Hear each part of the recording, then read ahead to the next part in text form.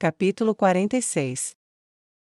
Nua sentiu o olhar de Freijin em sua nuca durante mais um longo dia de marcha. Era um olhar do qual ela se orgulhava. Sentia a raiva ardente nos olhos da mulher, o medo e o tremor. Ela está em guerra consigo mesma, refletiu Nua, e ficou feliz com isso. Só mais um pouquinho mais, ela refletiu, e ao seu lado, enquanto cavalgavam, Solution observava a expressão presunçosa no rosto de sua pupila, um olhar que só a professora conseguia ver.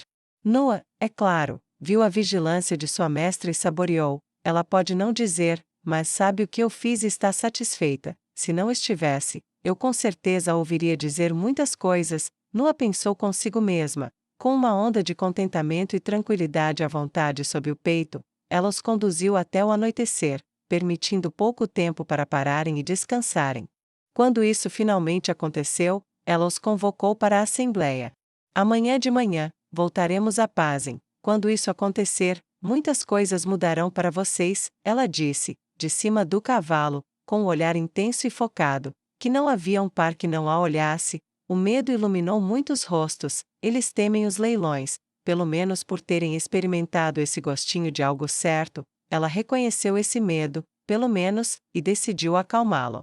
Estou orgulhosa do que vocês fizeram. E podem ficar tranquilos, nenhum de vocês será vendido. Vocês são meus breakers, eu sou sua capitã e sua senhora. Nenhuma dessas coisas mudará quando retornarmos. Ela parou de falar para permitir que a enorme expiração de alívio passasse. Vocês retornarão às suas jaulas, porém, seu tempo lá será muito breve. Supondo que os escravos que deixei para trás tenham cumprido seu trabalho, poderei comprar a terra necessária para cumprir minha primeira promessa a vocês, libertar um de seus familiares ou amigos. Os aplausos que soltaram foram quase ensurdecedores.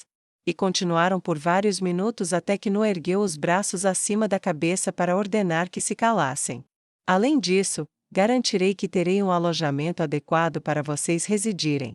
E não haverá mais gaiolas depois disso, acrescentou ela, decidida, e os aplausos retornaram.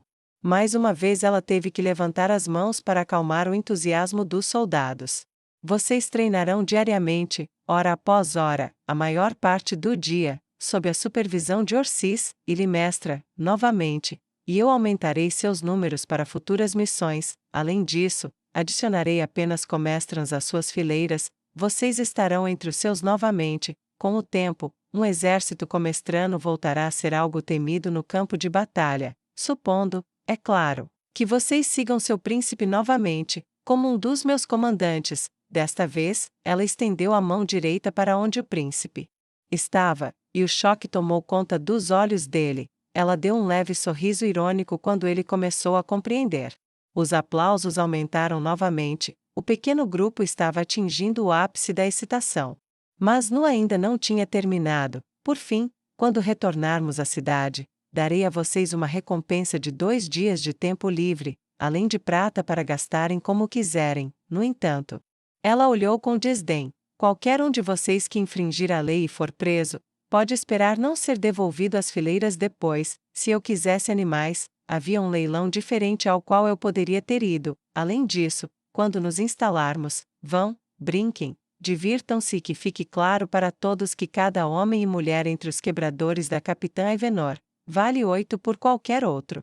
Ela não tentou acalmar os aplausos deles pela segunda vez. Enquanto saboreavam a perspectiva de dinheiro para gastar e tempo para relaxar e se divertir, eles comemoraram até quase ficarem roucos, o que fez com que demorasse mais para montar o acampamento. Isso significava que já estava escuro quando Nua se aproximou de Freijin perto da fogueira. As meninas estavam dormindo novamente. Elas já conversaram? Perguntou Nua baixinho. Freijin deu um sorriso choroso. Sim, senhora. Ela tocou a testa da que estava enrolada em seu braço esquerdo. Esta é Lene. Em seguida, acariciou a bochecha da gêmea aconchegada em seu braço direito. Esta é Strain. Nomes bonitos, disse Nua educadamente. Não diga isso, não faça isso, de todas as coisas. Ela implorou a si mesma, mas Nua não se ouviu. Em vez disso, prosseguiu sem piedade. Independentemente das rachaduras que sentia se formando em seu coração, tenho certeza de que você sentirá falta delas, mas você vai superar isso, não é, escrava? A confusão tomou conta do rosto de Freijin. Nua olhou para a mulher e viu a compreensão e a tristeza se formarem. Ela as agarrou com mais força. Você só foi incumbida de cuidar desses escravos até retornarmos a Pazem. Assim que chegarmos, pretendo adquirir uma propriedade decente, vou levá-los para lá, Nua explicou casualmente, como se estivesse falando sobre como se abrigaria um cachorro. Mas, senhora, elas confiam em mim, pelo menos um pouco, elas já suportaram tanta coisa. A ansiedade de Freijin fez com que suas palavras saíssem trêmulas. Infeliz para elas, não é? Elas confiam em você para cuidar delas, mas aqui está você prestes a entregá-las só porque eu mandei, sem nem lutar. Essa é a primeira e mais dura lição delas. Então, nunca ame um escravo, nunca confie em um escravo para amá-los o suficiente para lutar por elas ou protegê-las. Uma lição amarga, mas é melhor aprendê-la agora do que mais tarde. Garantirei que elas sejam criadas dentro da minha fé, porque mesmo que sejam meus escravos, pelo menos saberão que não os entregarei simplesmente por dizerem isso.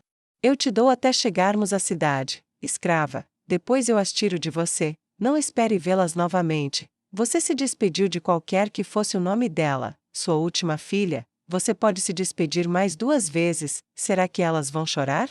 A fúria de Nua rugia em seu sangue enquanto ela gritava para a escrava, maldita!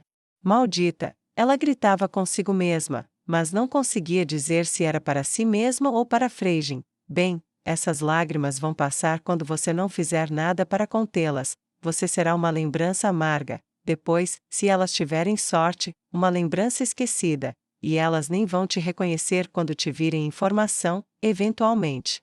Faça as pazes com isso agora, escrava, Nua disse friamente, e se virou para ir embora.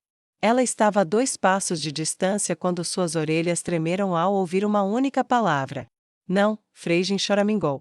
Nua parou de repente, olhou por cima do ombro. O que foi isso, escrava? Não, Freijin disse, trêmula, mas era mais que um gemido.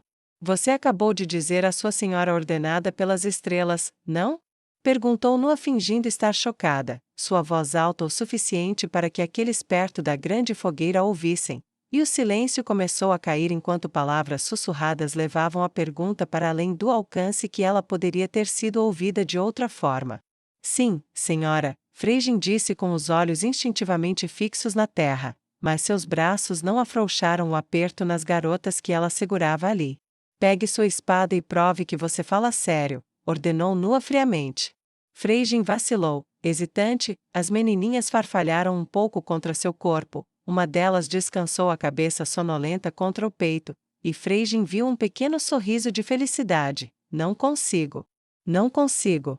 Não consigo. De novo não. Como eu fiz isso uma vez, nunca saberei, mas de novo. Não consigo viver com isso.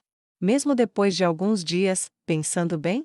Freijin conteve o gemido de terror, delicadamente, colocou suas 2 filhas no chão. Ela então pegou sua espada e ficou diante da dupla. Pelo amor de Deus. Freijin sentiu o sangue ferver, lembrou-se da luta que presenciara entre Bracer e sua capitã, da forma como as lâminas brilhavam como relâmpagos em defesas estocadas, da forma como a lâmina de Nua cortava carne e armadura com a mesma facilidade. Mesmo assim, ela se afastou alguns passos da sua capitã. Nua simplificou, segure-me longe daquelas garotas por 2 minutos, e eu retiro minha intenção. O desespero tomou conta de Freijin. Ela é muito rápida, ela vai me ultrapassar. Ela pensou por um momento, e então viu o olhar de sua senhora através dela. Não, ela não vai, ela vai vir direto. O príncipe das correntes ordenou o início num instante, sem esperar permissão, sem esperar pedido, sem esperar ordem, ele simplesmente gritou: comecem. Freijin sentiu o sangue pulsar loucamente pelo corpo. De novo não, de novo não, de novo não, de novo não, de novo não. Não posso deixar isso acontecer de novo. Não posso. O grito ecoava de sua alma, e, apesar de tudo, as palavras não tinham significado, restava apenas a vontade cristalizada de uma escrava à beira de um colapso, de revidar. Sua espada estava nivelada ao lado do corpo, seus cabelos esvoaçavam no ar atrás dela, seus olhos estavam duros de raiva. Eu posso vencer. Ela tinha certeza. Nua se preparou para o golpe que vinha da cintura, Afastou a lâmina com a mão esquerda e agarrou Freijin pelo pescoço com a direita. Ela apertou, levantou e, puxando-a para trás, Nua então a arremessou na direção de onde havia investido. Freijin saltou, mas se levantou de repente quando Nua diminuiu a distância entre ela e as duas garotas em vários passos. Ela atacou novamente, brandiu a espada várias vezes, na direção da cabeça de Nua, com os braços, cortou diagonalmente, cortou transversalmente, estocou em linha reta. No entanto, Nua se moveu com o corte desesperado da elfa aos berros, evitando o manejo selvagem, indisciplinado e desesperançoso da espada. Finalmente, Nua afastou a espada com a mão esquerda novamente e bateu a testa no nariz de Freijin. Ela se estilhaçou com um estrondo nauseante, e a elfa cambaleou alguns passos antes de cair de bunda no chão. Nua avançou mais alguns passos, e aos seus pés, Freijin gritou e se lançou aos joelhos de Nua. Ela pegou sua dona ali e a agarrou. Nua agarrou seus cabelos, puxou-a para cima e bateu o joelho no nariz de Freijin com força suficiente para jogá-la no chão novamente. Suas forças estavam se esvaindo rapidamente. Isso doeu. Não, eu não consigo. Eu preciso me esforçar mais. Só um pouquinho, mais, Freijin gritou para si mesma, e quando Nua estava prestes a passar por cima dela, Freijin estendeu a mão para agarrar a bota de Nua. Era um esforço patético e desesperado. Ela sabia, Nua sabia, os observadores sabiam. Nua levantou a bota sobre a cabeça de Freijin. Você está a um golpe de não se levantar mais. Tem certeza de que não quer simplesmente me soltar? Perguntou ela com uma casualidade perturbadora, olhando para Freijin ensanguentada. Não. Ela começou a dizer, e cuspiu gotas de sangue na terra e na bota que havia agarrado. Ela não conseguiu dizer mais nada. Ótimo, disse Nua, afastando o pé para colocá-lo de volta no chão, porque isso é hora. Você venceu, Freijin, você venceu. Freijin ergueu os olhos, indecisa, por um instante.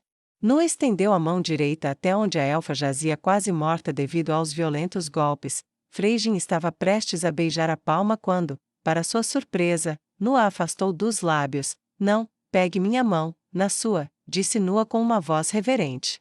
Foi lento, ainda assustador, mas ela ergueu a mão, e Nua a agarrou com força, puxando a mulher para que se levantasse com um puxão forte e brusco. Então, repetiu em voz mais alta, você venceu. E quando Freijin olhou para sua dona, a única coisa que viu nos olhos azuis de sua dona foi uma felicidade suprema e avassaladora, e um orgulho considerável. Passos apressados de seus companheiros, incluindo seu príncipe, comemoravam o resultado da luta, mas, por baixo disso, ela conseguia ouvir Nua sussurrando em seu ouvido. Você pode desafiar o destino, você acabou de fazer isso, siga-me, com tudo que você é, e isso pode ser feito 10.000 vezes mais. Freijin não conseguiu pensar em resposta enquanto era ajudada a deitar-se de costas ao lado do fogo, e uma poção de cura foi obtida para restaurá-la. Mesmo depois de recuperada, ela mal se movia, deitada ali como uma marionete cujos fios haviam sido cortados, simplesmente ficou ali, olhando para as estrelas que a observavam silenciosamente, esperando por uma condenação que jamais viria. Ela não quebrou o silêncio a noite toda, nem na manhã seguinte, quando finalmente levantaram o acampamento e voltaram para a cidade de Pazin com um braceiro aterrorizado a reboque. Ao chegarem ao portão, Nua olhou para trás. Voltamos, mas isso não significa, mesmo com seus dias de descanso, que não haja muito o que fazer. Quando entrarmos, o trabalho, seja ele qual for.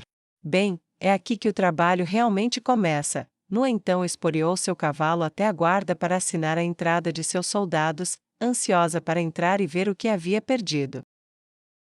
Kaiji saboreou a sensação da mão na dela enquanto saíam do mercado, com as coleiras de bronze. Seguiram sem problemas, exceto pela breve passagem pelo mercado de escravos. Enquanto isso acontecia, Kaiji sussurrou apenas: fique de olho em mim, não olhe. E a mão que ela segurava apertou um pouco mais forte enquanto a antiga nobre a guiava, para que ela não tivesse que suportar mais do que ouvir os lances sendo dados. Você acha que vamos receber etiquetas roxas? Kaiji perguntou gentilmente assim que elas passaram. Priceles praticamente ronronou. Como eu poderia imaginar? Perguntou ela enquanto observava um escravo com a etiqueta roxa batendo o pé impacientemente enquanto um trabalhador livre se apressava para trazer uma carroça recém-consertada, dizer, com minhas próprias palavras, olhar nos olhos de outra pessoa e não ter que olhar para baixo como se tivesse vergonha de existir, mesmo usando o bronze, além das minhas maiores esperanças. Kaiji não conseguiu esconder o prazer em sua voz. É, quase como ser livre. Lady Kaiji costumava ter uma escrava com etiqueta roxa, uma astuta que ela usava para seduzir visitantes importantes, mas duvidosamente bem-intencionados. Na corte, ela era capaz de exibir todos os seus talentos e sua sagacidade. E tinha muito poder na corte do príncipe Sado, claro. Quem sabe onde ela está agora? Provavelmente com uma etiqueta roxa no harém de algum príncipe distante. Isso seria incrível. Priceles respondeu: não tenho nada em que me destaque, mas talvez eu possa aprender mais quando a patroa voltar. Ela já se foi há mais de uma semana. Você acha que ela está bem? Um toque de ansiedade permeou as palavras de Priceles, e por um instante, seus olhos se tornaram preocupados. Kaiji apertou a mão dela com força. Com certeza, quando visitei o príncipe, eu disse a ele: eu acredito na minha senhora. Sim, ela é assustadora, mas, com aquele monstro ao seu lado, alguma astúcia e o equipamento com que ela partiu? Sim, eu acredito que ela sobreviverá e voltará para nós. Temos dinheiro suficiente para durar mais um mês, se precisarmos. Por enquanto, só precisamos nos preocupar com nossas tarefas. Falando nisso, para onde vamos agora? Priceles pensou um pouco e olhou ao redor. Se nada mudou desde a última vez que estive aqui, estamos a poucos minutos dos criadores de cavalos. A senhora quer cavalos suficientes para 100 cavaleiros? Eu, admito, não entendo por que ela se importa tão pouco com a qualidade dos cavalos. Kaiji franziu os lábios, pensativa. Você já foi dona de um oficial de cavalaria, não é? Foi assim que aprendeu sobre cavalos? Priceles apertou a mão da sua amante com força, mais ou menos, ela disse abruptamente. Por aqui agora. Ela puxou a mão de Kaiji e fez uma curva à direita, ficando em silêncio pelo resto da caminhada até chegarem a um pátio aberto. A área do estábulo era ampla e profunda, estendendo-se por uma extensão considerável. Uma larga trilha de terra circundava o único prédio e, além dela, vários saltos e alvos onde homens da cavalaria podiam praticar suas habilidades, e eles estavam praticando. 2 orcs, com armaduras completas em grandes poleiros, investiram um contra o outro com grossas espadas de madeira, girando em círculos e voltando a se atacar. Além deles, um grande cavalo saltava sobre uma série de postes horizontais, cada vez mais altos que haviam sido demarcados para ele. Além de cada um deles, havia um melão empalado em uma estaca. Após cada salto, o cavaleiro abria o melão até chegar ao final do percurso. Ao redor da pista, uma série de 4 cavalos parecia estar correndo, mas os cavaleiros continuavam se empurrando e se acotovelando, até que um infeliz caiu. E os outros 3 continuaram enquanto contornavam a pista. O treinamento de cavalaria de Pazen é vigoroso. Não é de se admirar que tenham derrotado os cavaleiros da minha cidade, admitiu Kaiji. Relutante, ela deu um passo em direção à área dos estábulos, apenas para descobrir que Priceles não se mexeu. Ela olhou por cima do ombro. Priceles estava enraizada no chão. Não me faça ir lá. Deixe-me esperar aqui. Você pode cuidar da compra. Eu ajudei você a encontrá-lo. Por favor, não me peça mais. Kaiji olhou para Priceles, congelada. E quando viu o rosto da garota, a elfa-demônio teve uma breve lembrança da vez em que, caçando ao lado do pai, fora avistada por um servo pouco antes de disparar sua flecha, o terror puro. Se tivesse corrido, teria sobrevivido. Em vez disso, morreu porque estava com muito medo de se mover. Ela agora ostenta o rosto do servo. Kaiji se inclinou para frente e sussurrou em seu ouvido: espere aqui, vai ficar tudo bem. Então, sozinha, Kaiji caminhou pelos longos terrenos abertos. Ela caminhou com a graça e a postura da nobreza, seus pés pisando firme e seguramente sobre cada folha de grama e terra, suas costas retas e cabeça erguida. Ela atraiu alguns olhares interessados, mas foi amplamente ignorada até chegar ao escritório principal para negociar a compra para sua senhora. 2 horas depois, quando Kaiji saiu, ela olhou ao redor e Priceles havia sumido.